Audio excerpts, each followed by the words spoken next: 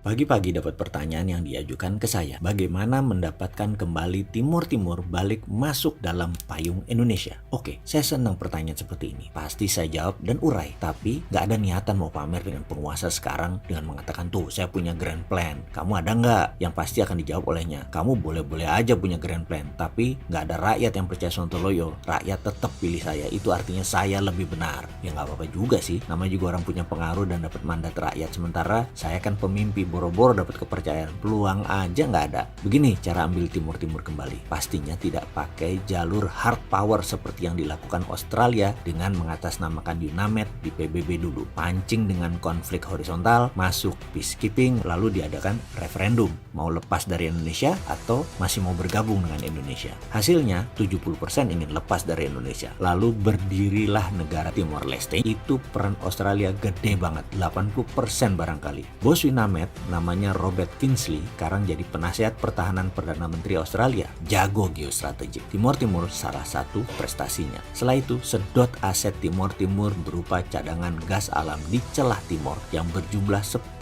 triliun kubik feet. Biaya operasional ambil Timor Timur lewat, untung besar itu Australia. Strategi pengambilan Timor Timur tidak menimbulkan gejolak politik dan gejolak keamanan di kawasan ASEAN, sama seperti Crimea yang diambil Rusia baru-baru ini. Itu juga yang diskenario-kan kalau pemerintah Indonesia tetap ngotot ganggu pendapatan McMoran dari Freeport, maka Amerika pinjam tangan dengan menciptakan konflik horizontal di Papua, lalu peacekeeping masuk dari PBB, kemudian referendum mau merdeka atau tetap dengan Indonesia. Wih, pastilah pengen merdeka. Untung saja ternyata ambilnya saham Freeport tersebut tidak membuat McMoran rugi, malah Indonesia yang bisa rugi. Jadi skenario caplok Papua nggak jadi. Saya juga heran dengan ide ambil saham Freeport. Kenapa nggak naikin pendapatan negara dengan cara lain? Kenapa tidak bagi hasil finish produknya, minta bagian dari emasnya? Jadi kita Indonesia bisa printing money, cetak duit. Sudahlah, ide saya pasti geblek dan sontoloyo, pasti nggak ada yang percaya. Tapi akan nyerah nggak memberi ide untuk negara? Ya enggak lah, kita balik ambil Timor Timur saja deh. Gimana caranya? Pertama, kita mengatakan kepada Timor Leste, wahai Timor Leste, kamu buat proyek, project creation, dan ini ada uangnya. Setelah proyek diciptakan, kita Indonesia menyiapkan pendanaan, pakai pinjaman tentunya. Kita harus untung dari cost of fund, jangan terlalu tinggi, nanti mencekik. Jangan terlalu rendah, nanti Timor Leste-nya profit. Bikin Timor Leste jangan hidup tapi jangan mati, itu prinsipnya. Lalu, proyek itu harus dapat sovereign garanti atau jaminan negara. Jaminan B2B, business to business, nggak bisa ngikat APBN Timor Timur. Boleh semi sovereign garansi, yaitu pakai BUMN Timor Timur. Karena BUMN kan punya negara. Kalau default, gagal bayar, ambil jaminan negaranya. Pokoknya jangan swasta Timor Timur aja yang punya proyek. Jadi pihak Indonesia akan menyiapkan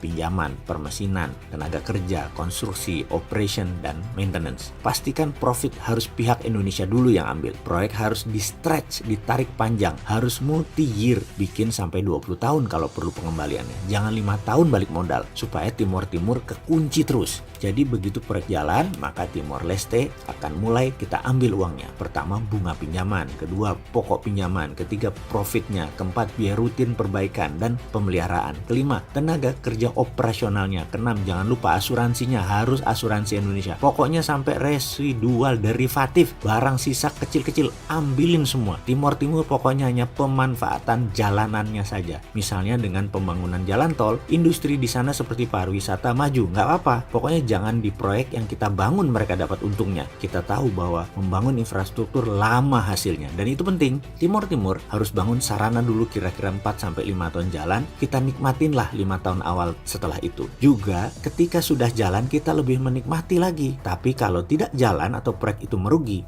ini enak, kita ambil. Enaknya karena kita sudah balik modal dalam 5 tahun. Proyek dibikin nyicil multi-year sampai 20 tahun kalau perlu Timor Timur nyicilnya. Project creation tersebut kita idekan terus-menerus ke Timor Timur sebanyak-banyaknya sampai yang nggak perlu-perlu. Seperti punya 2 bandara internasional, bangun terminal, bangun 3 pelabuhan, bangun jembatan ke daerah yang sepi penduduk kalau perlu, pindahin ibu kota juga kalau perlu, bawa pejabatnya, lihat LRT dan MRT di Indonesia biar terpukau, lihatkan pabrik penghasil gerbong kereta kita, buatkan rel kereta keliling Timor Leste, semua dibangun aja. Dan itu versi pertama untuk pasang kaki. Ada versi kedua membuat lebih cepat lagi kuku Indonesia menancap di Timor Timur, lebih dahsyat lagi strategi. Minat untuk tahu? Sebenarnya nggak usah dikasih tahu sih, pasti tahu. Kita coba merenung apa yang terjadi di Indonesia. Ayo fokus di video ini, jangan ngebayangin yang enggak-enggak. Itu pikiran jangan ke arah kok kayaknya Indonesia sekarang kejebak Cina ya. Ngawur kowe. Enggak, Indonesia tidak kemakan dengan Cina. Enak aja kamu ngomong kayak gitu. Cina berusaha melakukan apa yang kita lakukan ke timur-timur, tapi nggak terlalu berhasil. Jago pejabat kita tidak terkecoh Cina. Jago banget, salut saya. Coba kalau saya jadi pemimpin, pasti kepleset ke perangkap jebakan Cina. Sudahlah, karena itu jangan pilih Mardigu, biar dia urus anak yatim aja.